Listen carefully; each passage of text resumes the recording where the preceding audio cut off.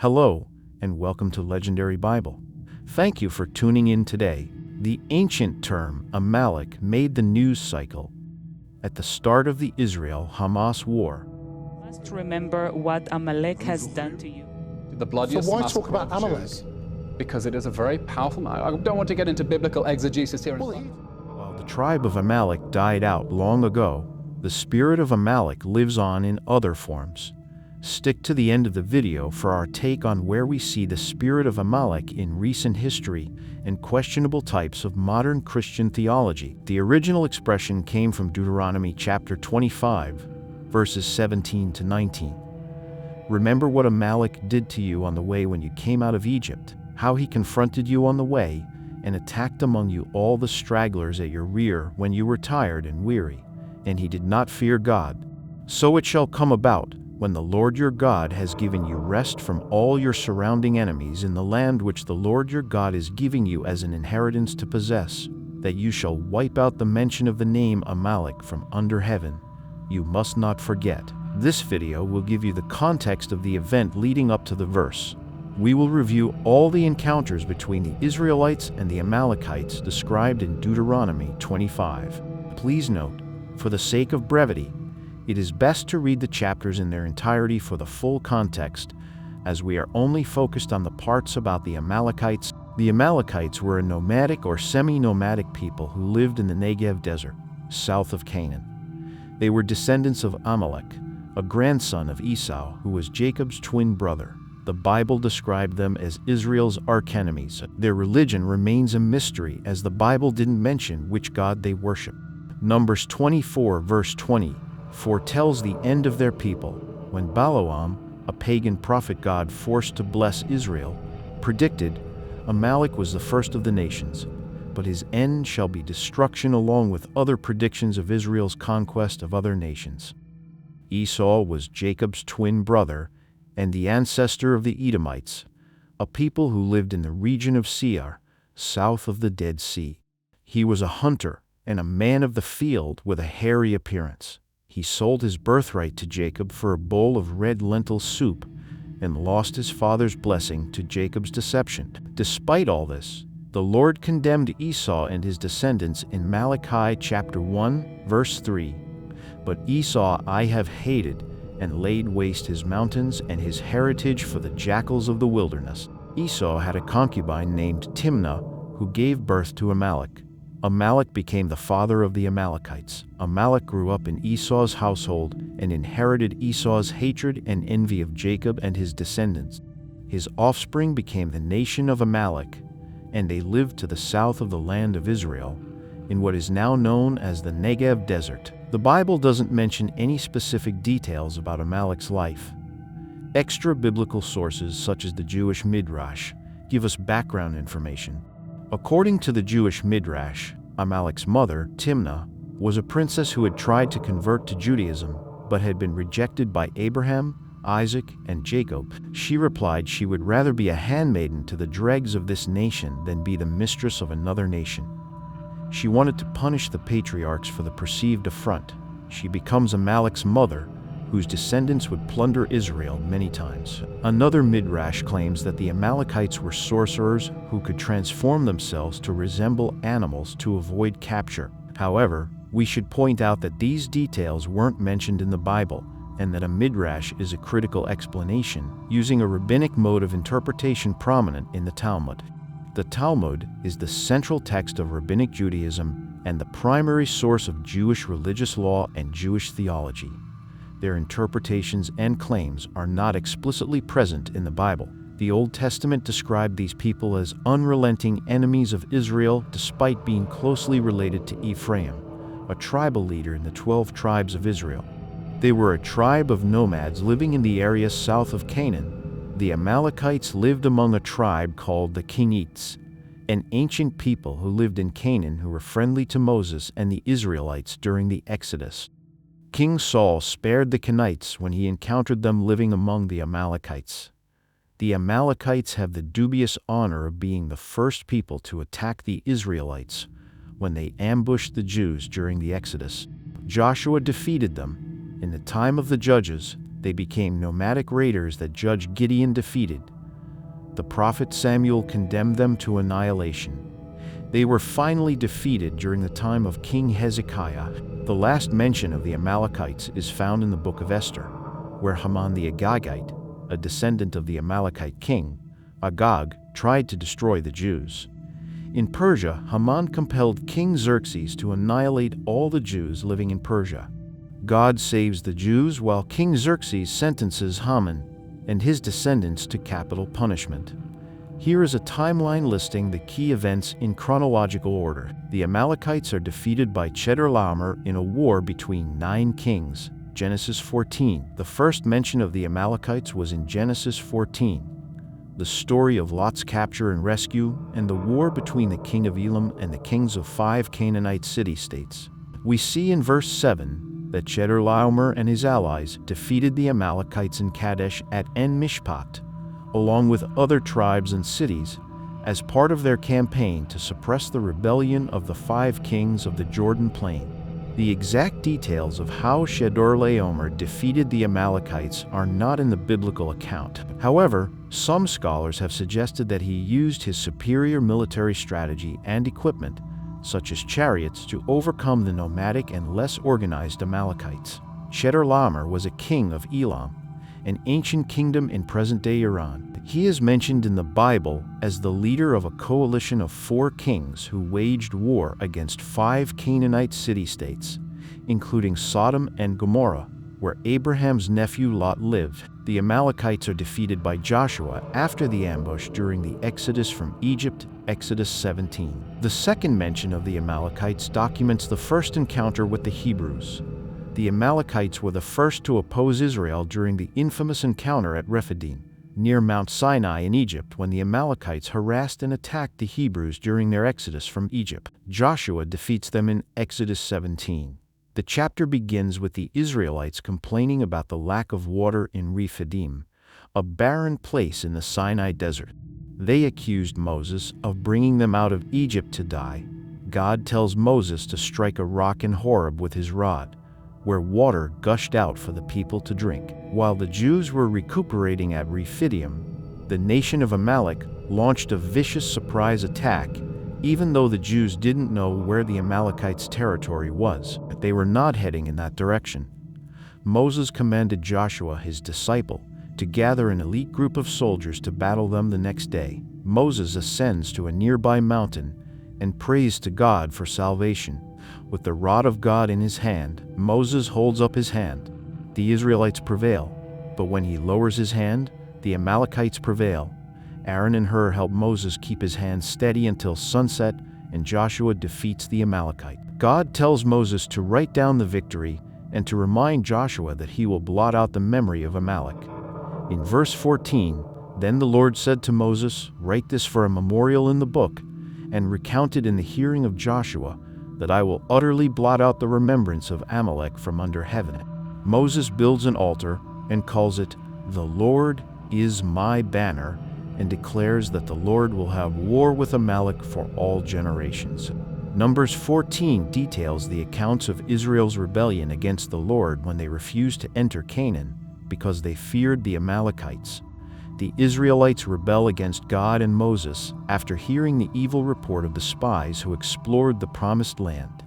They wish to return to Egypt and choose a new leader. Moses pleads with God to spare the Israelites from his wrath and to forgive them for their unbelief. God agrees to pardon them, but declares that no rebels will enter the land except for Joshua and Caleb. God sentences the Israelites to wander in the wilderness for 40 years, 1 year for each day the spies were in the land. God brought a plague and took out the 10 spies who slandered the promised land. Despite all this, some of the Israelites God sentenced to wander the wilderness for 40 years tried to go up to the promised land without God's permission. The Amalekites and the Canaanites attacked and drove them out.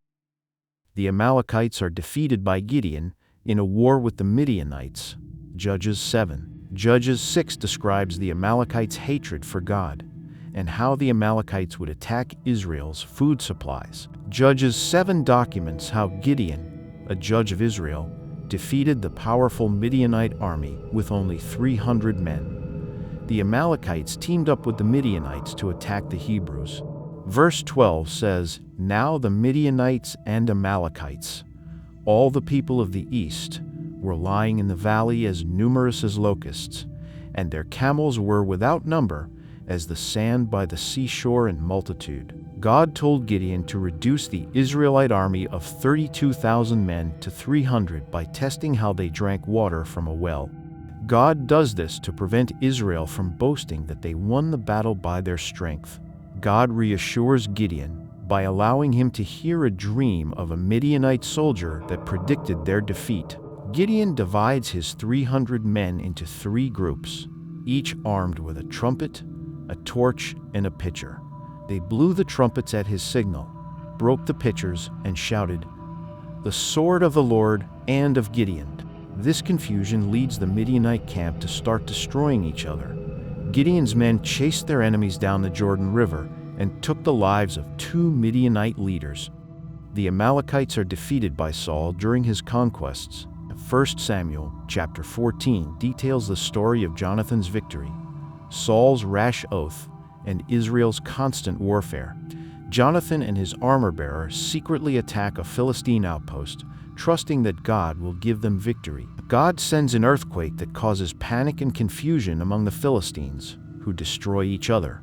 Saul and his army join the battle and pursue the fleeing enemies. However, Saul makes a rash oath that no one should eat anything until evening, hoping to motivate his troops. This only weakens them and prevents them from achieving a complete victory. Jonathan disobeys Saul by eating some honey, and Saul almost took the life of his own son. But the people intervened and saved Jonathan, who had been instrumental in the victory. The chapter ends with a summary of Saul's reign, wars, and family. One of these wars included him defeating the Amalekites, who plundered Israel. The Amalekites are defeated by Saul after the capture of King Agag. 1 Samuel chapter 15 shows us Saul's disobedience and God's rebuke of Saul. God, through the prophet Samuel, commands Saul to destroy the Amalekites and all of their possessions as a punishment for their animosity towards Israel during the Exodus from Egypt. Saul partially obeys God's command, but spares King Agag, the king of the Amalekites, and the best of the livestock, intending to use them for sacrifices. God regrets making Saul king and rejects him as king. Samuel confronts Saul and rebukes him for disobeying God. Saul tries to justify his actions by saying he spared the animals to sacrifice them to God, but Samuel tells him that obedience is better than sacrifice. Samuel tells him that God has torn the kingdom from Saul and given it to a neighbor of his, who is better than him. Samuel asks for Agag to be brought to him, and he hacks him to pieces before the Lord. Samuel and Saul parted ways, and Samuel mourned for Saul. The Amalekites are defeated by David during a raid while hiding from King Saul. The next appearance of the Amalekites is mentioned in 1 Samuel, chapter 27. David escapes to Philistia, fearing the wrath of King Saul. He seeks refuge from the Philistine king, Achish. This occurred in Gath, in modern-day Tel Zafit National Park in Israel's Shephelah region. Gath was also the birthplace of the legendary biblical figure Goliath. David asks him for a place in the countryside, so King Achish gives him the town of Ziklag. David pretended to be loyal to Achish but secretly raided the enemies of Israel and lied about his targets. One of those enemies was the Amalekites when David destroyed everyone and took their livestock and belongings. The Amalekites are defeated by David after they raided his town. The second episode of David's conflict with the Amalekites starts with them destroying his home base at Ziklag. The Amalekites burned the town and kidnapped their families, including David's 2 wives. The distressed people wanted to stone David, but he strengthened himself in the Lord and asked for guidance. The Lord tells him to go and recover all that was lost. During his pursuit, David finds an ailing Egyptian servant of the Amalekite they left behind. David gives him food and water, so the servant leads the Hebrews to the Amalekite camp where they are celebrating their spoil. David attacked and defeated them, recovering everything they took, including his wives. he gains the flocks and herds of the Amalekites as his spoil. The Amalekites are defeated by the Simeonites during the reign of Hezekiah. The last time we see the Amalekites is the account of their defeat in 1 Chronicles chapter 4, during the reign of King Hezekiah in the kingdom of Judah, the 13th successor of King David during the year 715 to about 686 BC. Simeon, Jacob and Leah's second son, becomes a clan leader of the Simeonites who migrated to the land of Gedor, where they encountered the Midianites. The 500-strong men invaded the country of Seir and vanquished the remaining Amalekites. Descendants of the Amalekites are defeated by God after Haman tried to destroy the Jewish people in Persia. The final mention of an Amalekite descendant occurs in the book of Esther, with Haman's introduction as an enemy of Mordecai and the Jewish people.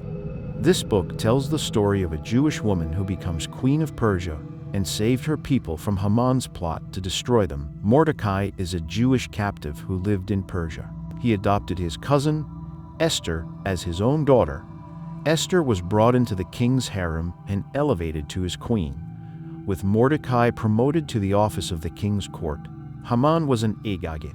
He was a descendant of Agag, king of the Amalekites. As a close confidant of King Xerxes, he took personal offense when Mordecai refused to bow down to him, and this perceived insult grew into a fatal hatred of all Jews. Queen Esther hears of this plot from Mordecai and saves the Jews from destruction.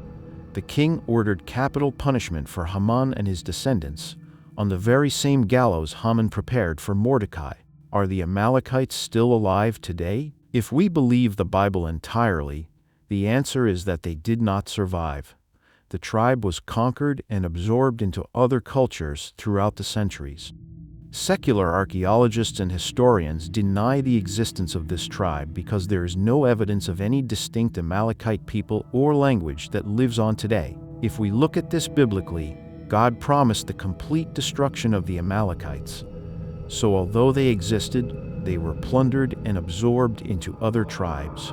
This promise is mentioned in Deuteronomy 24, where Israel shall wipe out the mention of the name Amalek from under heaven. There are no records or remnants of the Amalekites today because God has blotted them out. Jewish scholars and religious leaders have a standard view of the Amalekites. They think that the Amalekites are not just an ancient tribe but a symbol of anti-Semitism. The Amalekites are the worst enemies of the Jewish people. The commandment to destroy the Amalekites is not about destroying people, but about fighting anti-Semitism in every way. The spirit of Amalek refers to a spirit with unending hostility towards Israel. It originated from Esau's descendant, who refused to accept that his grandfather, Esau, lost the family birthright and blessing to Jacob, later renamed Israel. This spirit lives on in religious, political, or social movements that harbor any form of anti-Semitism throughout the ages. This spirit is not just confined to radical Islam, but permeated many faiths throughout the centuries. A few examples of this include Emperor Tiberius outlawing Judaism in Rome in the year 19C or Claudius expelling them from Rome in 41 to 53 BC. In Spain, the Roman Catholics targeted Jews in the Inquisition during the year 1481. In the 19th century, the Russian Empire tried to destroy the Jews in many pogroms during 1881 and 1884. In 1941, the Grand Mufti of Jerusalem, Haj Amin al-Husseini, cooperated with Germany in the war against the Jews and the Communists to carry out the final solution. Surprisingly, Amalek's spirit exists in some schools of thought in modern Christianity. This type of theology is known as replacement theology or supersessionism. This erroneous theology teaches that the church has replaced Israel as the elect of God and the sole inheritor of his blessings and promises. As Christians, the safest approach is complete obedience to his word. Jesus and his apostles were Jewish. Paul, the greatest of all the apostles, used to be a Jewish Pharisee who persecuted Christians. Jesus commanded us to carry out the Great Commission in the New Testament. Jesus said in Matthew chapter 28, verses 18 to 20, "And Jesus came up and spoke to them, saying, All authority in heaven and on earth has been given to me. Go, therefore, and make disciples of all the nations, baptizing them in the name of the Father and the Son and the Holy Spirit, teaching them to follow all that I commanded you. And behold, I am with you always to the end of the age. Thank you for making it all the way to the end. We hope to see you again in the next video.